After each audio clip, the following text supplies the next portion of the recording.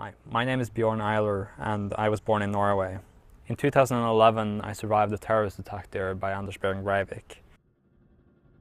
That time I was studying theatre production in Liverpool, and the reason I was studying theatre was that I wanted to become a better propagandist. I better wanted to understand how we could use storytelling in order to make the world we live in a better place.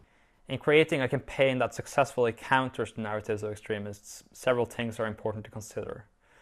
First of all, what are your goals and objectives with the campaign? Who do you want to reach? What is the desired outcome? Do you wish to plant a seed of doubt, disturbing the house of cards held up by an extremist narrative? Or do you wish to discourage those at the brink of joining an extremist group? Or do you just want to challenge a friend or a family member's point of view, or someone in your community is spreading hate and fear? In identifying an audience, it might be helpful to start off considering in broad terms what the issue you want to address is. Is it religious or political extremism?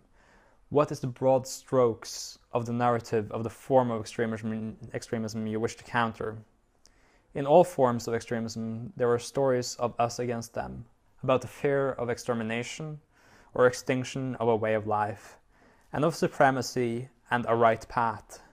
Figuring out the specific nature of these stories and how they build an overarching narrative is key in countering the narrative.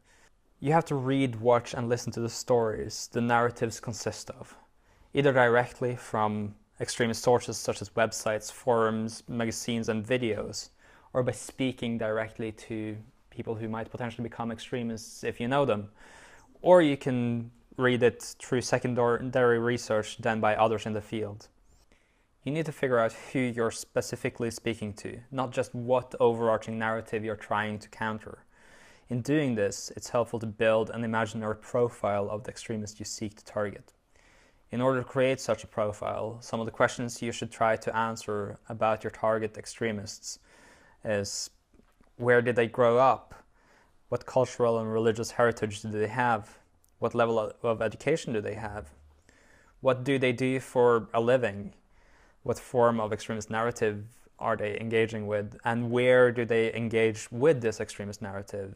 Is it at the community center, in a Facebook group, on Twitter, through Skype, or a specific website or blog or forum? I am a storyteller.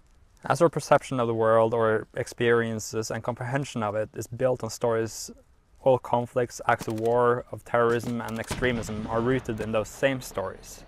Put many smaller stories together and you have an overarching narrative.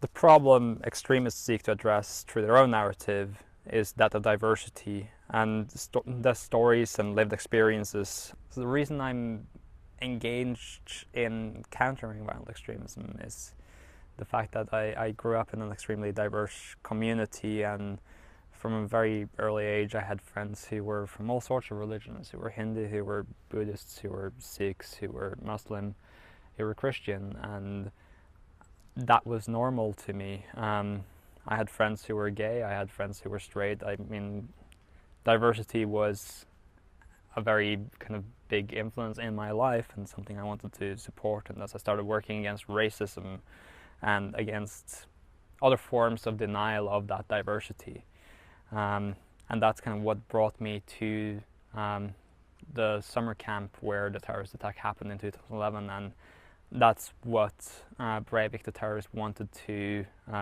exterminate by killing us there, essentially.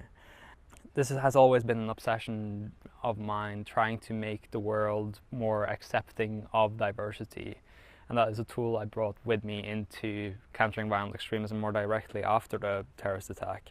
But I think it's something that we all experience and something we all can take part in, and something we all should support, really, because we all live lives that are influenced by diversity. We all live in communities where there is difference. Whether we see it or not, we should make the space for people to be different, to live different lives, to have different experiences, opinions and beliefs, and I think that's something we all can play a role in honing and making possible. We are all storytellers, we all own our own stories, and we've always been telling our own stories, but it's become easier than ever now to reach further with your story than it's ever been before. And that means we have a responsibility as storytellers. We have a responsibility for what stories we tell about ourselves and our place in the world and our views on the world. And it's as simple as picking up your phone and taking a picture or writing a tweet about the things you see around you, the things that you think are wrong, the things that you think are spreading hate and fear in your community. We all own the internet and we can't let it be taken over by extremists. We have to reclaim it or occupy that space and own it and take charge of what's happening there. And that's exactly what we can do as activists working against extremism and hate. In the world today, it's easier than ever for people to communicate, to learn about each other, to see each other and tell each other's stories. Despite of this, we see more polarization, more fear and more hate than ever before.